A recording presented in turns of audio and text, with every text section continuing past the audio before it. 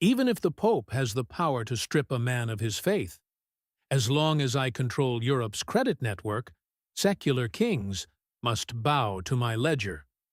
This is the most arrogant yet most honest subtext left to posterity by Lorenzo de Medici, the uncrowned King of Florence in the late 15th century.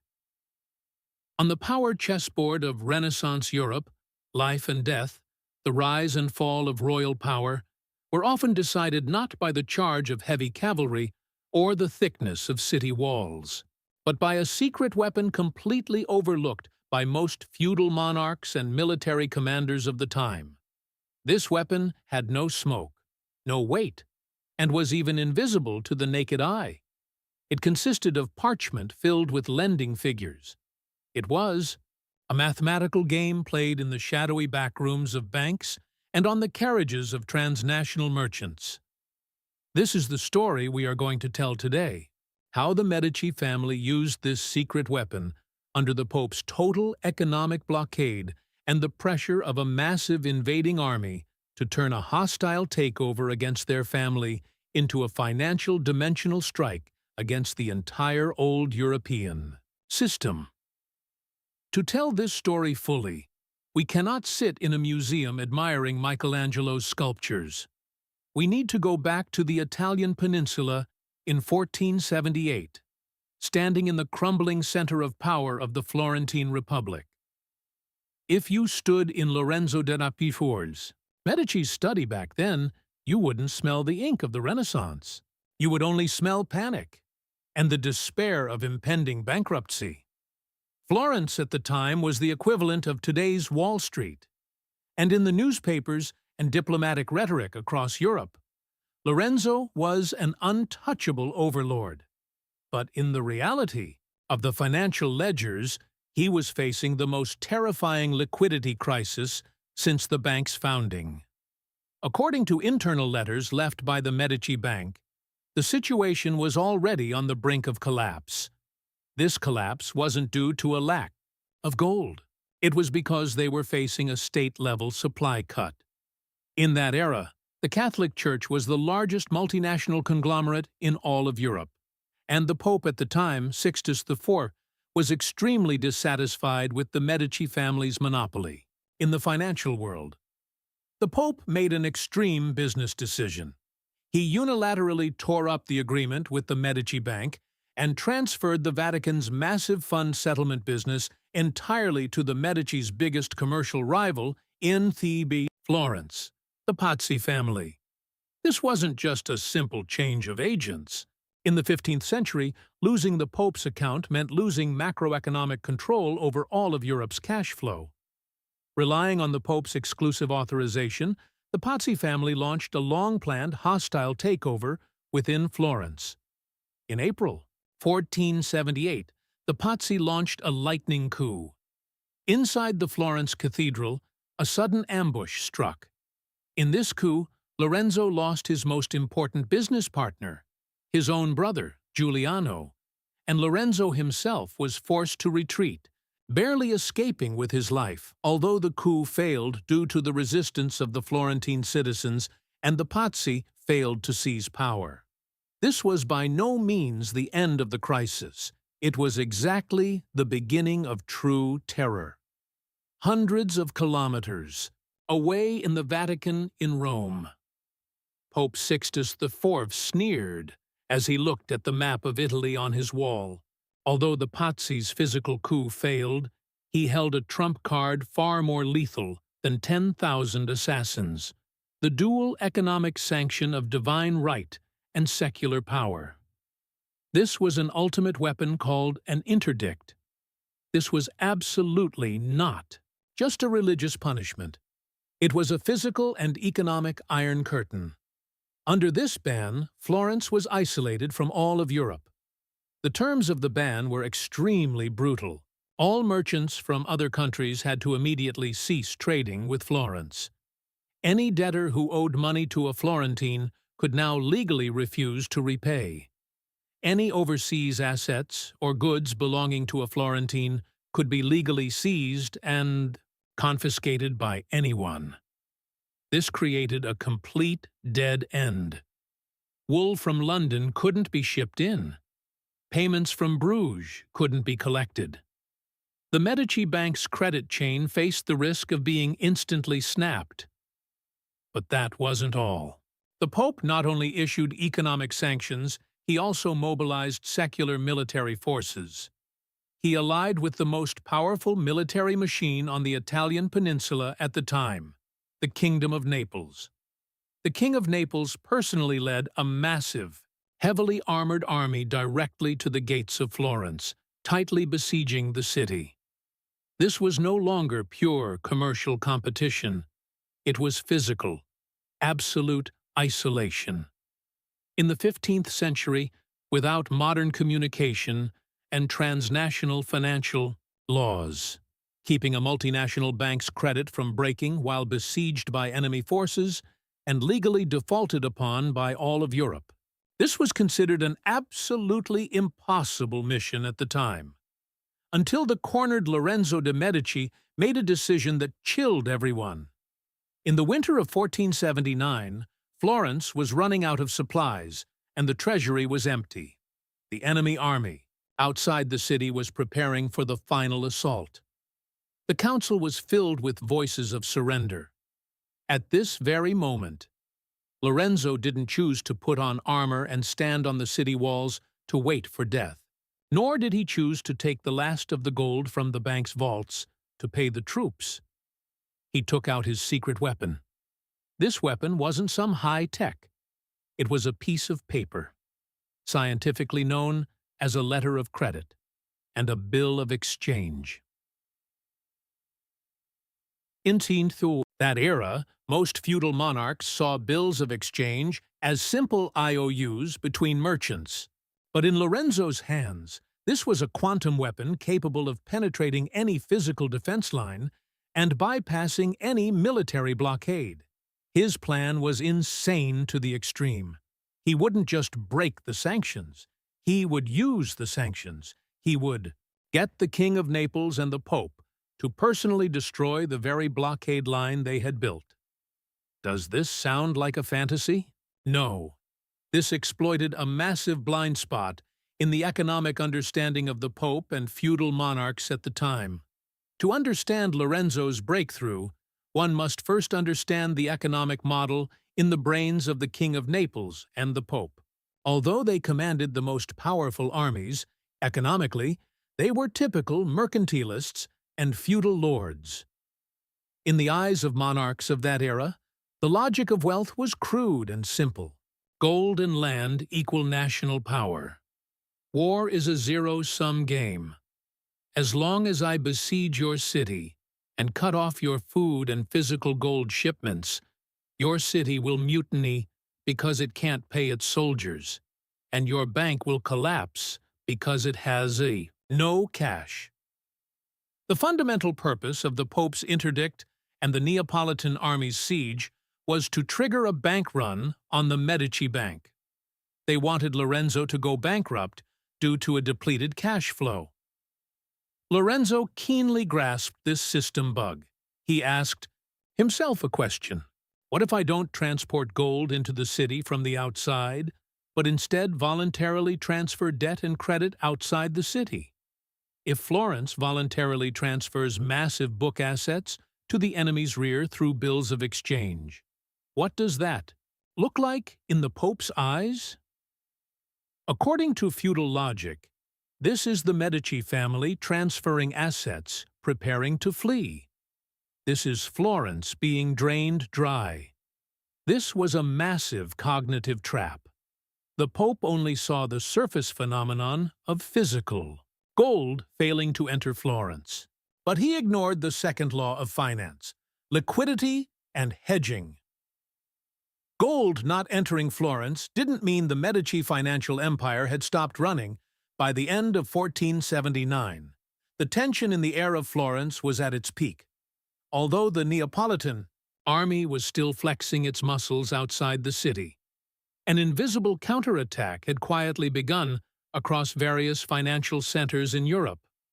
Lorenzo de Medici made the most perilous move of the entire event. if his agents in London and Bruges were doing math problems. Then Lorenzo himself was dancing on the edge of a blade. He made a decision that defied all military common sense.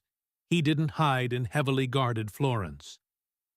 Under the cover of night, he secretly boarded a small boat and left the besieged city. Where was he going? He sailed directly to the enemy's headquarters, the Kingdom of Naples. He went alone, without any guards, carrying only a secretary and a few briefcases filled with documents. He delivered himself directly into the hands of the King of Naples, Florence, the very man who had sworn to destroy him. By all rights, the moment he stepped onto Neapolitan soil, he should have been arrested immediately and sent to the guillotine. The Pope had even written specifically to the King of Naples, demanding the immediate execution of this heretic. Yet, Lorenzo was not killed. Instead, he became the King of Naples' most honored guest. Why? Because Lorenzo brought a bargaining chip that no king could refuse. Not gold, but the financial logic of shorting the Pope. There is no extremely detailed official record of their conversation in the court, but based on later declassified commercial letters of the Medici family and archival fragments from the Neapolitan royal palace, we can reconstruct this textbook psychological gambit. Lorenzo sat across from the King of Naples, showing no sign of begging for mercy. On the contrary, he put on the cloak of a cold, multinational capitalist. He told the king, "Your Majesty, the territories and spoils the Pope promised you are nothing but empty promises. That foolish Pope, to maintain his theocratic rule, is forcefully freezing the entire European trade network. But capital seeks profit. You sent a massive army to besiege my city. How much real silver and gold does that cost every day? Do you really think the Pope will pay this enormous military expenditure for you?" At this point, Lorenzo lowered his voice and sprung his fatal logical trap. What if we do the reverse on the ledgers? If you allow the Medici Bank to continue operating in your Kingdom of Naples, allow us to settle our massive cash flow through your ports. Not only can we provide you with a steady stream of low-interest loans to maintain your army, more importantly, we will be draining the Pope's economic lifeblood. When the Vatican's treasury is empty and those mercenaries mutiny because they can't get paid, who will truly have the final say on this peninsula? The King of Naples was a typical feudal monarch, but he was also a pragmatist, extremely short on cash. In his mind, as long as Medici money flowed into Naples, it meant Naples was sucking the enemy's blood. He completely failed to realize that this money wasn't coming for a safe haven. This money was coming to dismantle his war machine. The king was tempted, but he needed one final procedure. He needed to see actual money at this critical moment. The Medici family's multinational network kicked into high gear over the next few months. The ports of Naples witnessed one of the most absurd scenes in the history of human warfare. In the major ports of southern Italy, merchant ships flying neutral flags began to dock in a steady stream. These were actually transnational trading, fleets hired by the Medici Bank. On the wharves, the Neapolitan soldiers, who should have been on highest alert, enforcing the blockade of Florence, were now obsequiously helping porters unload the cargo. Heavy wooden crates were carried off the ships. These crates bore nondescript commercial markings, but inside they were filled with commercial paper, gold certificates, and high-value light industrial products urgently transferred from Medici branches in London, Bruges, and Geneva. Just months earlier, if these captains were caught by the Pope's army, they would have faced immediate bankruptcy and imprisonment. But now, they waived special passes personally issued by the Neapolitan Ministry of Finance. Things got even more ridiculous. to ensure that this massive wealth, nominally flowing into Naples to strike a blow to the Florentine economy, arrived safely in the king's vaults. The Neapolitan government actually dispatched royal cavalry to escort it. Imagine the scene. Pazzi, the main road to the royal palace of Naples. A convoy of carriages loaded with the Medici family's overseas assets is speeding along.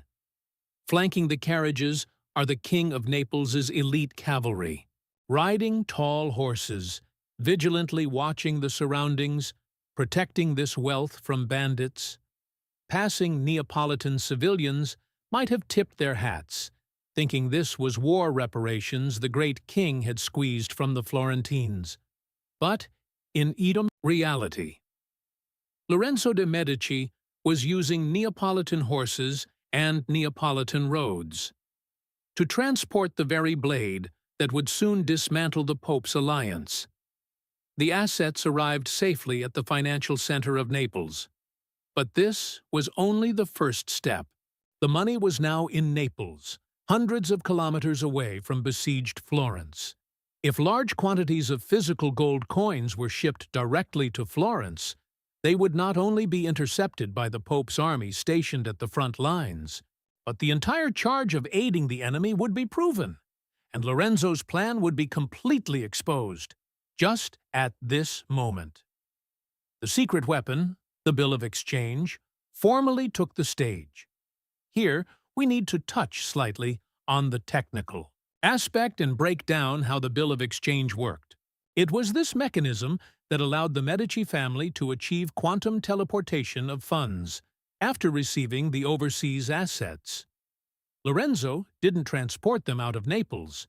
Instead, he made a move that made the Neapolitan financial world cheer. He massively sold off these high-quality overseas assets and credit vouchers, buying up local Neapolitan currency and debt. An ocean of wealth flooded into the Naples market. This didn't cause panic. Instead, it greatly stabilized Naples' currency system, which was teetering due to the war. This made the King of Naples even more convinced that the Medici family was frantically cutting off their own flesh to Naples just to survive, holding massive amounts of local Neapolitan credit. Lorenzo began looking for targets within the local banking circles. He was looking for banks that did business in central and northern Italy, especially on the borders of the Papal States. He would go to a banker and say, "I hold massive credit approved by your king. I want to buy your bad debts and uncollected receivables in Rome or Siena." The other party would be overjoyed. During wartime, cross-border debt collection was a massive headache. Now that the Medicis were actually willing to use top-tier credit to buy these bad debts, how could they disagree? And so, the deals were struck.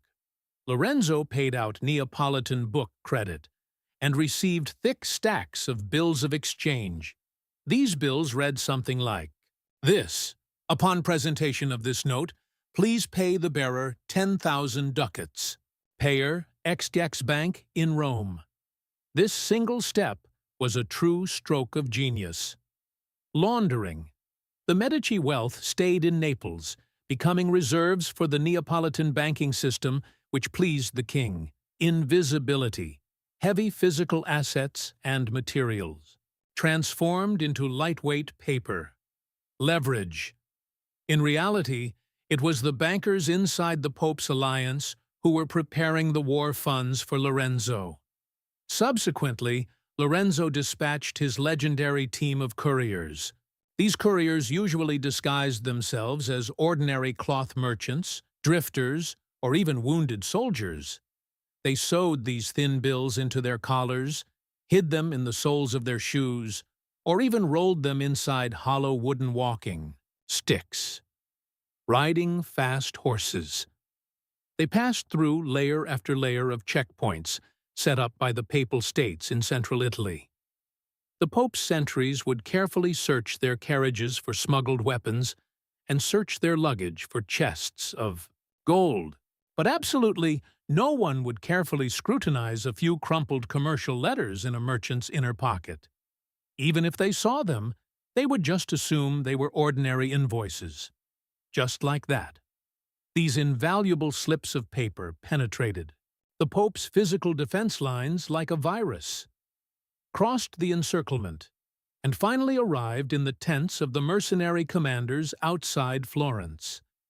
In early 1480, a mercenary commander besieging Florence walked into a local bank.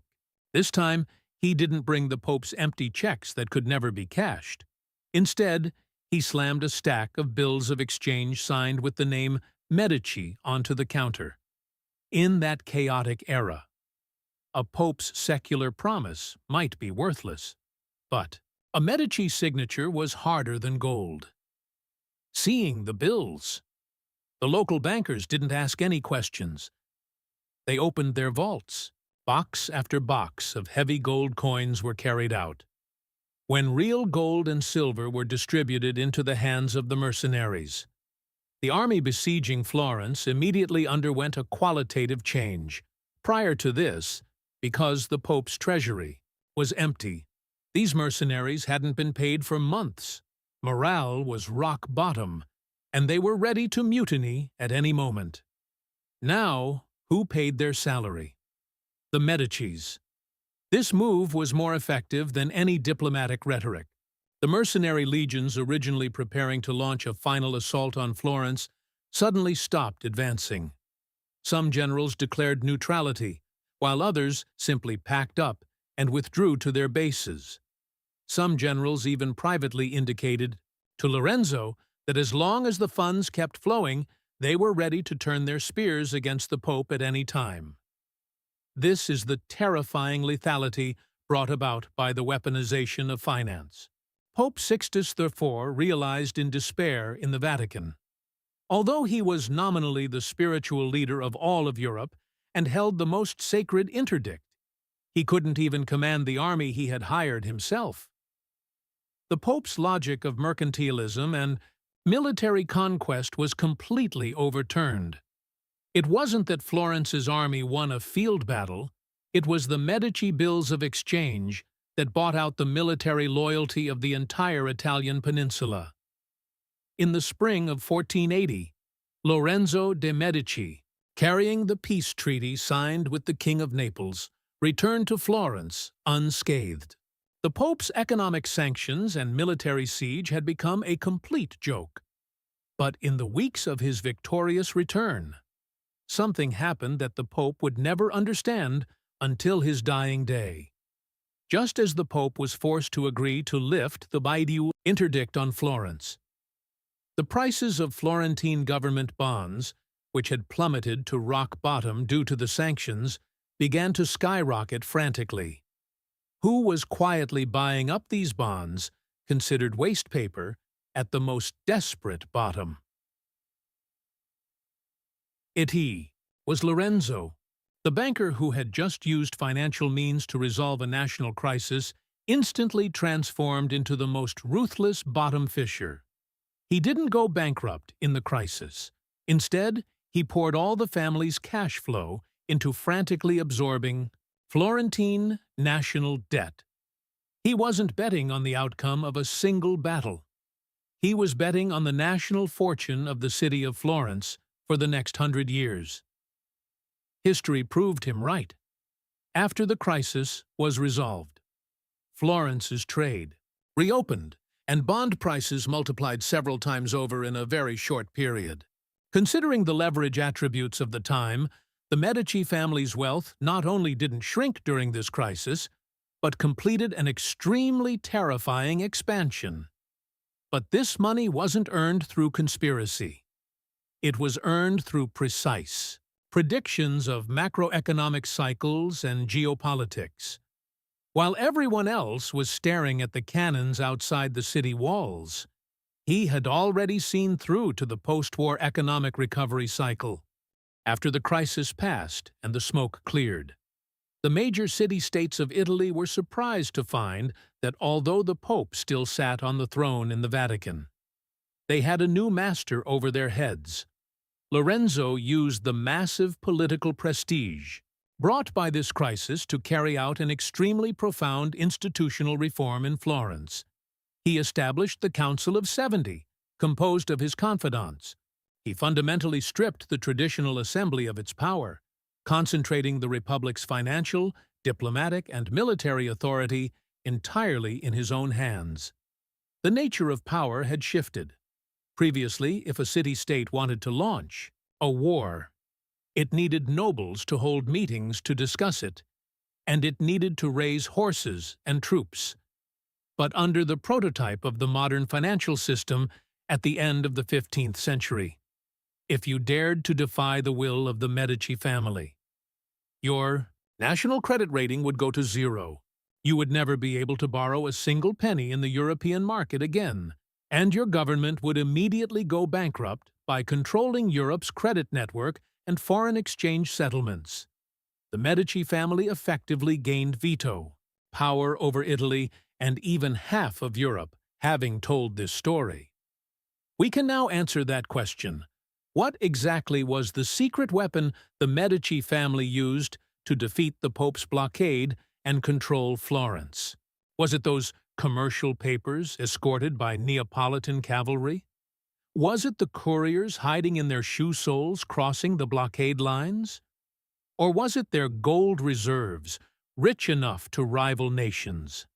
None of the above. These were just surface manifestations. The true secret weapon was a dimensional strike on the protocol layer. Pope Sixtus IV was a player who pushed the physical layer to the extreme. He had the sacred Interdict, the heavy cavalry of Naples, and the tightest physical blockade lines. He tried to cut off Florence's connection to the world using physical means. The Medici family, however, were players on the protocol layer.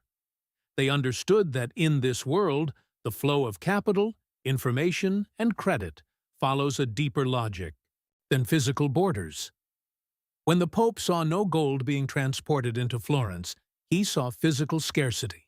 But what Lorenzo saw was that as long as the credit network still existed, the greed of the King of Naples could instantly be transformed, through the protocol of bills of exchange, into a weapon to strike the Pope's army. This is what is called cognitive asymmetry in any era. Whoever controls the underlying financial protocols and information networks can play with opponents who only understand physical brute force. The Pope lost because he tried to stop flowing water with a brick wall. Lorenzo won because he turned himself into water.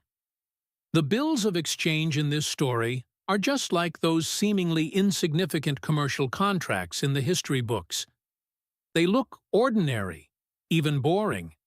But it is exactly these underlying details, ignored by the big shots, that become the fulcrum to move the earth at critical moments in history.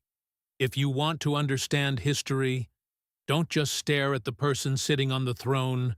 Look at who is keeping his ledger, who is settling his funds, who is setting that set of invisible rules of the game. That is where the real secrets of this world hide.